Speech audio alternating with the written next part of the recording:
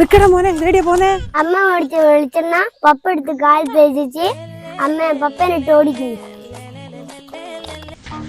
വെളിച്ചെണ്ണക്കെല്ലാം തീ പിടിച്ച വലിയ അങ്ങനത്തെ ഓനെടുത്ത് കാലുമത്തേക്കുന്നു.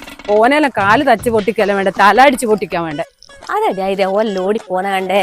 അതില്ലേ പ്രീതേ, പിന്നെ ഓ സാരി വാങ്ങിക്കൊടുത്തിക്കില്ല എന്നും പറഞ്ഞിട്ട് ഓളത് ഒലക്കെടുത്ത് ഓന്റെ വയറ്റ് തന്നെ ഓടുന്ന് തല അടിച്ച് പൊട്ടിക്കാനെന്നും പറഞ്ഞു. എനിക്കെന്താ അജിതേ, ജിത്തി അങ്ങനൊന്നും ചെയ്യൂലേ? ഓള അതല്ല, അതിലപ്പുറം ചെയ്യുന്നോളാ അവള്. ഇതെന്താ ഒരു സാരി വാങ്ങിക്കൊടുത്തിക്കില്ല എന്ന് വിചാരിച്ചിട്ട് എന്താ സ്വന്തം ഭർത്താവിനെ ഒലക്ക കൊണ്ട് അടിക്കാൻ പോന്നാ?